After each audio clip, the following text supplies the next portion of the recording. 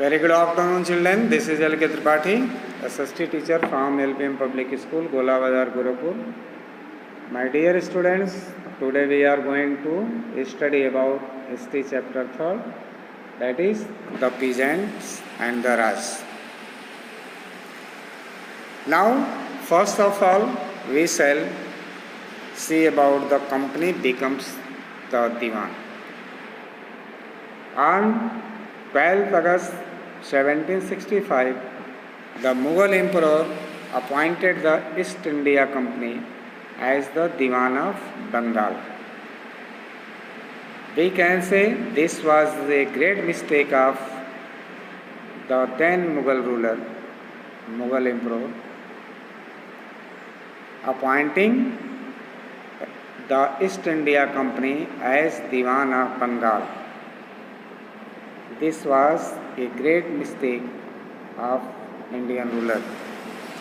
The actual event most probably took place in Robert Clive's tent, with a few Englishmen and Indians as witnesses. But in the painting above, the event is shown as a majestic occasion taking place in a grand setting. The painter was commissioned by Clive to regard the memorable events in Clive's life.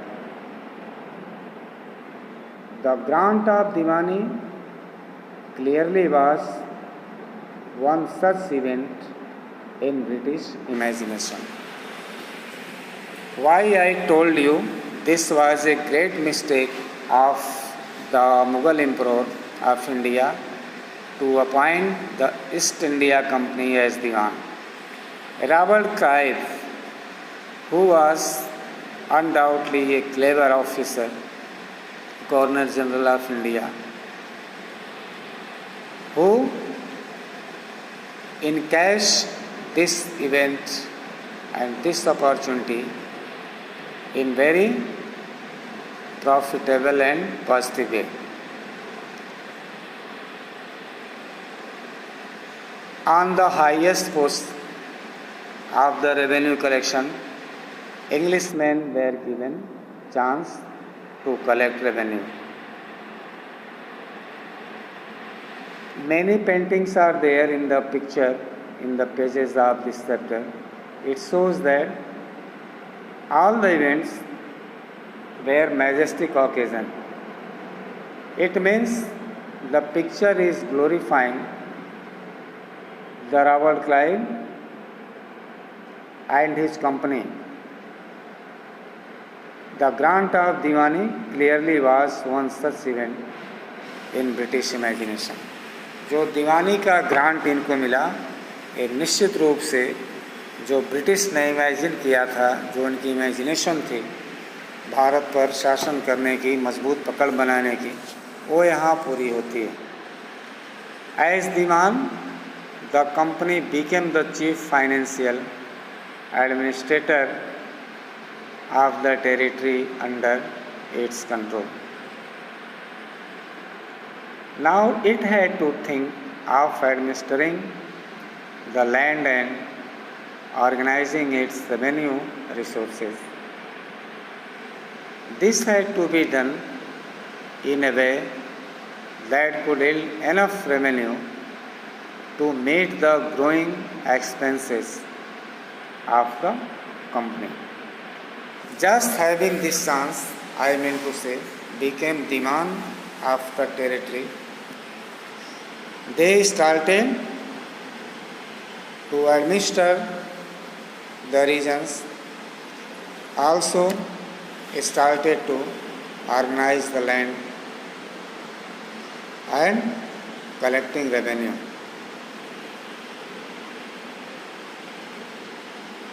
A trading company had also to ensure that it could buy the products it needed and sell what it wanted. Over the years, the company also learned that It had to move with some caution. Being an alien power, it needed to pacify those who in the past had ruled the countryside and enjoyed authority and prestige. Those who had held local power had to be controlled, but they could not be entirely eliminated. Now the British East India Company started holding the power according to their own appointment of officers, appointment of the authorities of the state. They dealt themselves. Those who had held local power had to be controlled, but they could not be entirely eliminated. जो लोग वहाँ पर local power held करते थे उनको भी रखा गया, उनको पूरी तरह से बाहर नहीं किया गया उनकी टीम में, जो एडमिनिस्ट्रेशन की टीम थी. How was this to be done? In this chapter we will see how the company came to colonize the countryside, organize revenue resources, redefine the rights of people, and produce the crops it wanted. Now, revenue for the company. The company had become the Diwan, but it still saw itself primarily as a trader. It wanted a large revenue income, but was unwilling to set up any regular system of assessment and collection. The effort was to increase the revenue as much as it could and buy the cotton and silk cloths as cheaply as possible. Within 5 years, the value of goods bought by the company in Bengal doubled.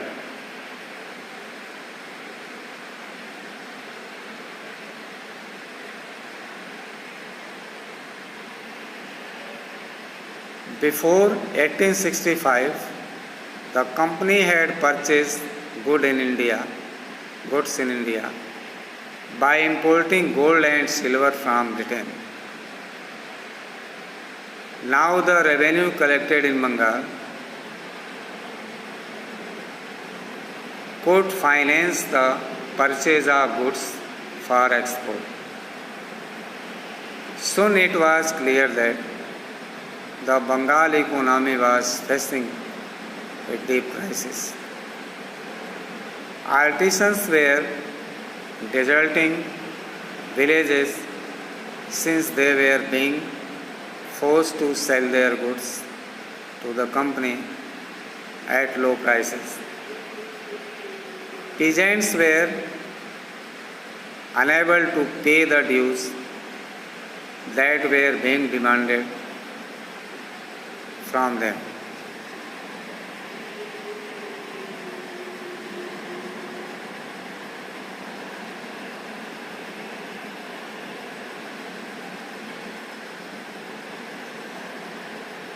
Artisanal production was in decline and agricultural cultivation showed signs of collapse. Then in 1770, a terrible famine killed 10 million people in Bengal. About 1/3 of the population was wiped out. The need to improve agriculture. If the economy was in ruins, could the company be certain of its revenue income? most company officials began to feel that investment in land had to be encouraged and agriculture had to be improved.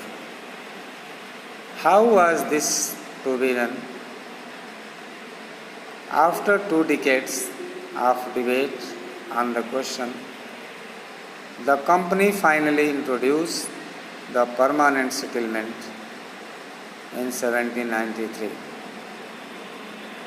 By the terms of the settlement, the Rajas and Talukdars were recognized as Jamidars.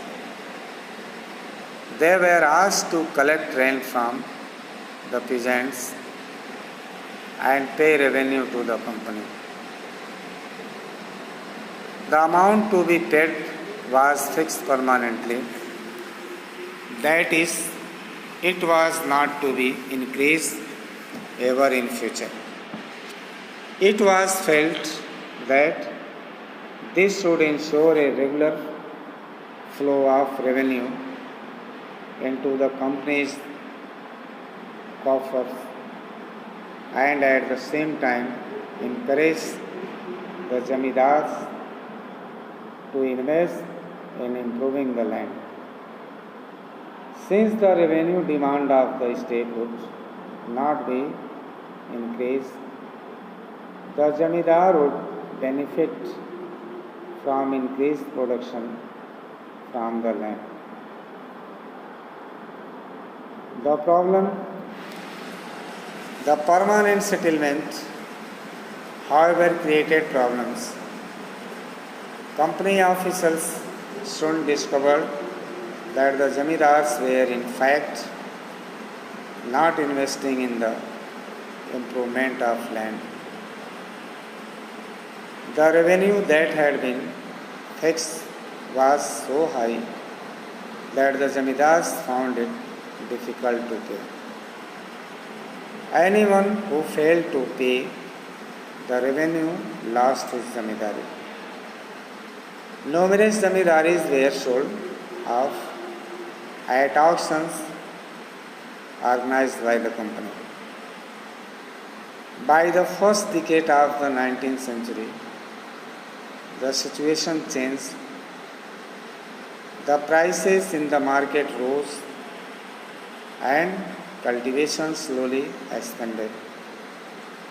This meant an increase in the income of the Jamidars, but no gain for the company since it could not increase a revenue demand that had been fixed permanently. Even then, the Jamidars did not have an interest in improving the land. Some had lost their lands in the earlier years of the settlement. Others now saw the possibility of earning without the trouble and risk of investment. As long as the Jamidars could give out the land to tenants and get rent, they were not interested in improving the land.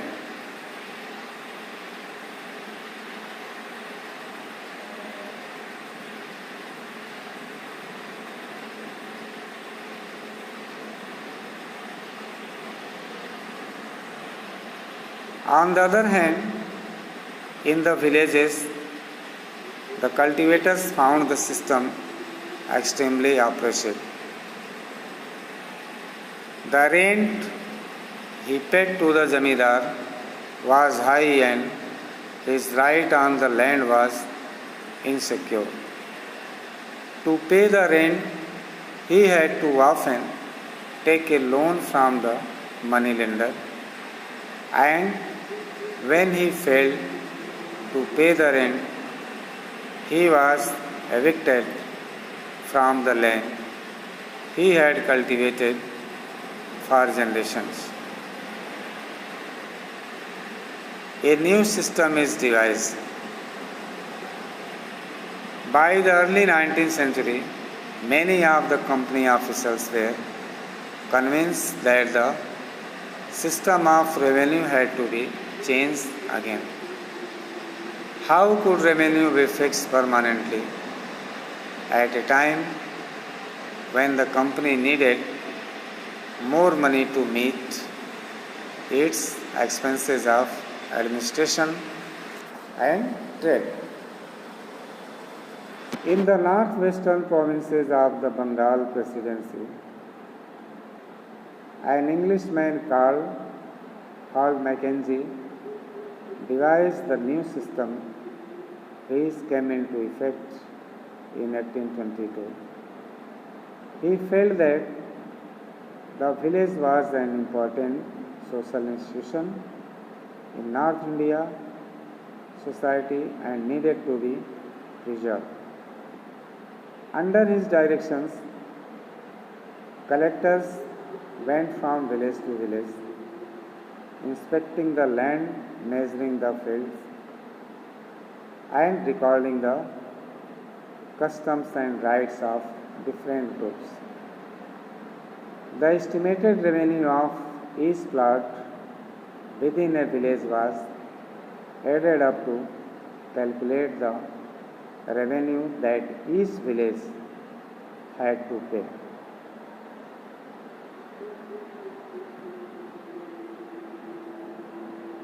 This demand was to be revised periodically, not permanently fixed. The charge of collecting the revenue and paying it to the company was given to the village headman rather than the zamindar. This system came to be known as the Mahalwari settlement. The Monroe system in the British territories in the south, there was a similar move away from the idea of permanent settlement. The new system that was devised came to be known as the Reotwar. It was tried on a small scale by Captain Alexander, raid in some of the areas that were taken over by the company after the wars with Tipu Sultan.